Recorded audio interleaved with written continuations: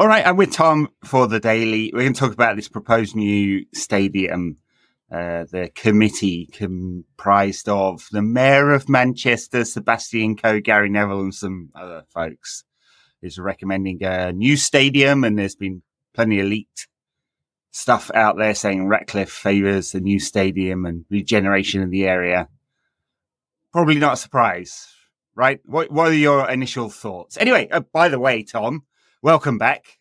You've had a month away touring the world, and you've come back as Harvey Elliott. It's very good. Yeah, an ode to Harvey Elliott. This has been literally just done right now in England, so there's no excuse. I can say like some Indonesian barbers just wrecked my hair or anything. But yeah, it's been wild. I haven't really. I also tried to take a bit of hiatus from football as well, to be honest. But so my United news knowledge has been quite lacking over the last 3 weeks. After that Euro final, I was like, kind of cease as much as I can and just switch off. So yeah, but yeah, I think it's no, like you say, no real big surprise compared with this. My thoughts. So I went to Madrid initially, went on this trip, and I went to do like a little Real Madrid tour of the new stadium, and that is super impressive. Like, and I know they've obviously that's been a build on top of what is currently there, but like just seeing that new stadium and the jumbotron that it's got around the ceiling, it's such an NFL type stadium, like these new NFL behemoths that they've been created in recent times, and then also what they've kind of done with the floor. I don't know if you've seen that; it's gone really, really viral very recently. It's a bit like what Tottenham have done, but I think a little bit more technologically advanced. And like it is super impressive. And you kind of compare it to what Old Trafford has become in recent times, and you start to think, yeah, like I went with my dad as well. My dad's very rose red tinted United fan who kind of will never say that United are second best to anyone ever about anything. Right. Yeah, and even he about halfway around was like, my mum was like, so do you think it's better than Old Trafford? And like, obviously I'm like, Old Trafford's falling apart. And even he was like, yeah, I suppose it is, but I mean, and then he made like loads of excuses for Old Trafford and stuff. But like, yeah, like we are getting left behind. And I think, obviously, with so much of what we've spoken about recently, and then obviously seeing the waterfall and the lack of licks of paint that have been just neglected over the Glazer ownership, and I think a new stadium is the right way to go. To be honest, like I think we've discussed this previously, and we're a bit fearful of it becoming a little bit sanitized and becoming very much like these modern stadiums. And in that piece that was leaked, they are very, very wary of becoming like that. They need to maintain its uniqueness. But I think, this is a long time coming. Yeah, well, whatever happens, and it looks like new stadium, but if it was a rebuild, whatever happens, it needs to be fan-focused. And I mean fan-focused in a way that delivers a real atmosphere and something uniquely Manchester United. And I think the concern, so I see online when people talk about new stadiums, that the most common sort of phrase used is soulless bowl or something like that. And I think many of these new NFL stadiums you mentioned, but particularly Wembley, which a lot of United fans will have been to, is a real soulless bowl. There's just nothing. You just don't feel anything when going to Wembley. And some of the NFL or US sports stadiums can be like that. I've been to quite a lot of them. And part of it's the type of atmosphere you tend to get at US stadiums where people are just milling around. There's lots and lots of facilities. There's loads of beer stalls and food and other things going on.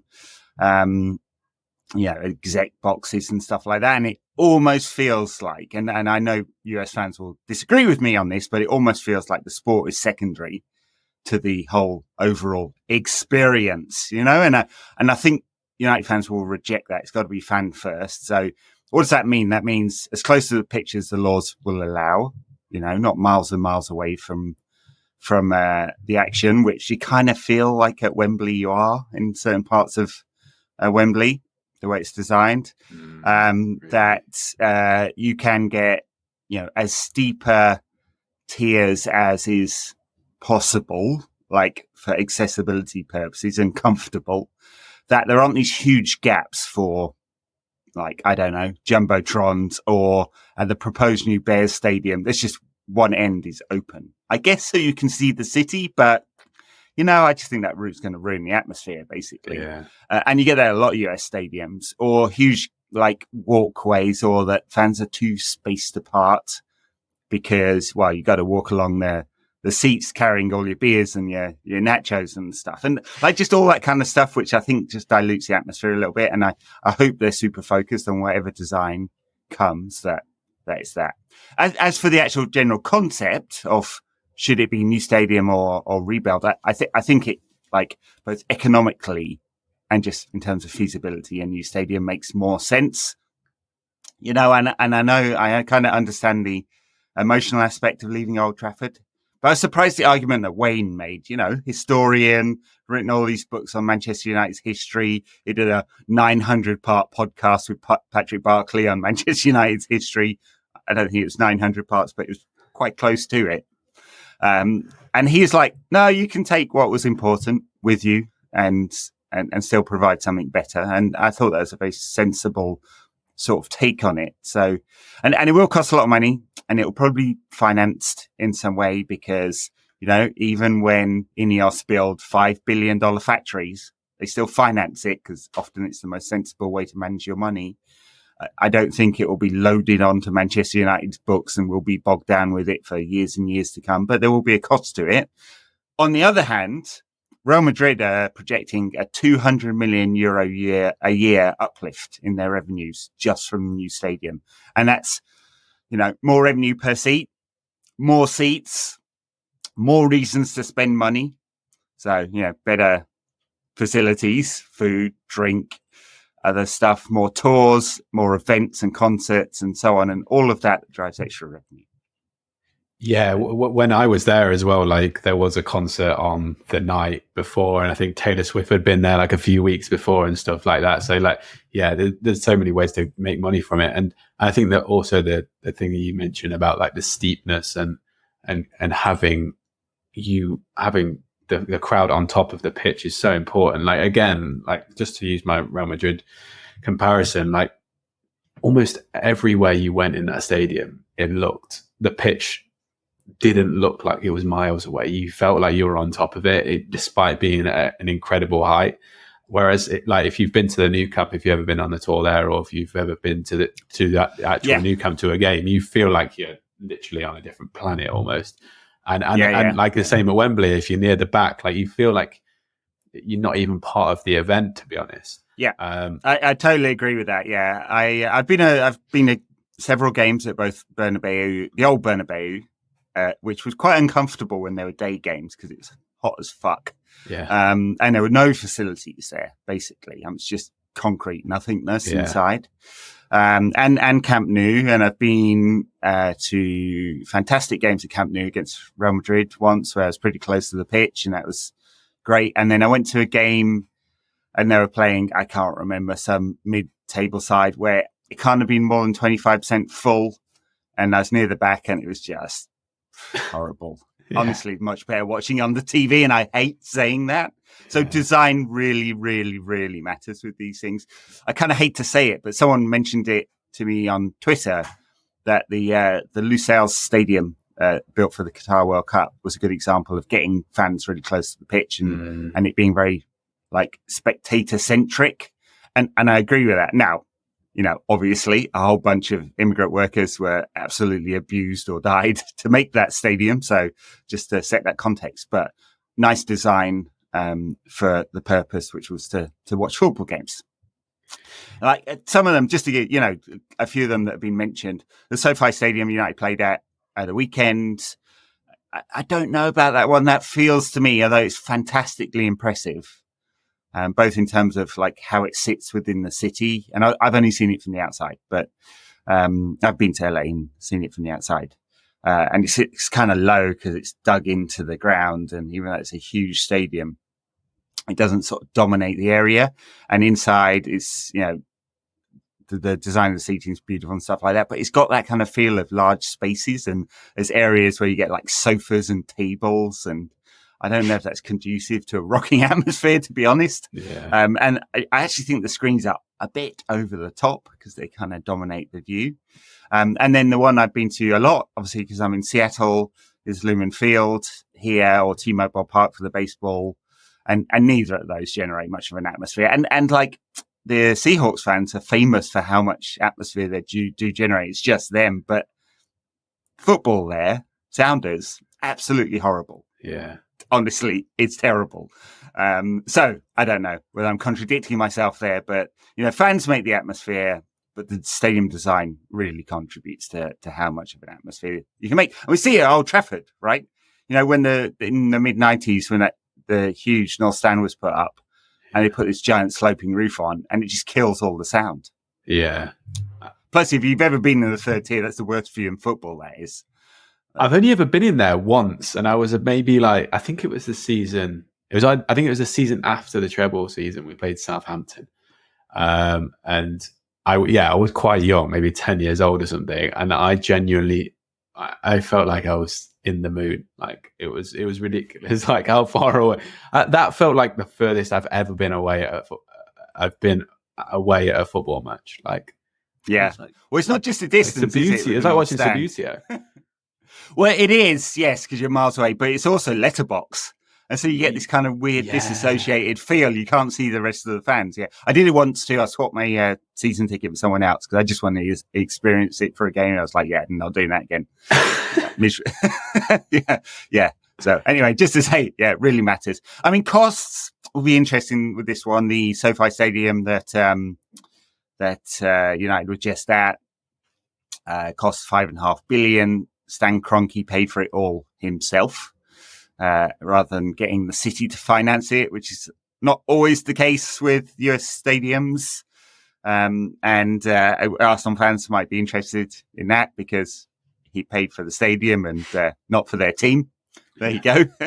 But that's a massive cost, just huge because it's so technologically advanced, and obviously they're going to do a lot of stuff there that's beyond the Chargers and the Rams. I don't know whether United can afford that. There'd be a...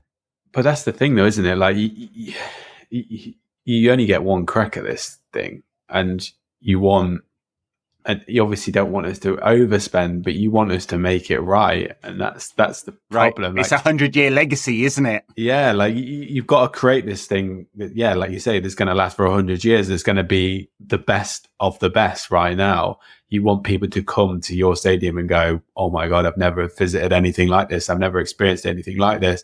But therefore, that's going to come. But you want them to do that because you don't want to go half-assed at this thing and go, yeah, it's pretty good. It's better than what Old Trafford used to be like, but it's still not as good as Tottenham. It's still not as good as Real Madrid. It's still not as good as these American stadiums that we've been to before and stuff. That you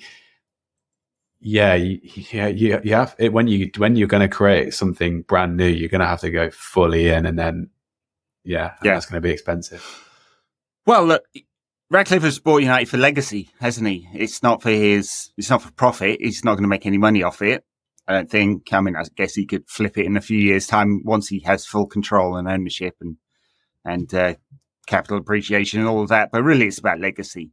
It's about putting Manchester United back at the top. And if part of the legacy is brand new stadium, regeneration of the area, and this huge project. I think there was talk in the Guardian piece of making a link to the Keys and Media City, and United do own a lot of land on that side of the Keys. And then, that's a fantastic legacy for him. He's 71 years old. It would be a stadium for decades to come. And a retrofit might not be, at least populace who have a stake in a brand new build, I guess. I think the head of at least the architectural consulting part of populace was saying, yeah, it's just, it's too hard and wouldn't provide enough benefit, and you'd have to think about wiring and stuff like that in years to come as well. So, plus the new build would really stimulate other stuff. Probably there would be taxpayer capital put into transport links and stuff like that. Just that, not the actual stadium, although Oppo fans like to keep pushing that narrative, don't they? So, yeah. All right. Well, interesting. And it just shows you how far we've come in 6 months of the INEOS team being in place. I know, right? We have a new sporting director, new technical director, new CEO, several new medical people. We have 2 brand new players and more to come. We have 4 new coaches. We have a task force on looking at a rebuild of Old Trafford, or a brand new Old Trafford, and a recommendation. And they're going to have a plan in place by the end of the year. And in a few years' time, we'll have a full ownership by the INEOS team, I suspect. Obviously, I don't know, but I suspect, and a new stadium. And what turnaround that is after 20 years of absolute decline under the Glazers. Yeah, it's pretty exciting times, to be honest. It is, isn't it? Yeah. All right. We'll be back with a full pod, maybe a midweek pod. Not sure if there's enough to talk about. We'll see, and definitely one at the weekend. Thanks, everybody. Catch you soon.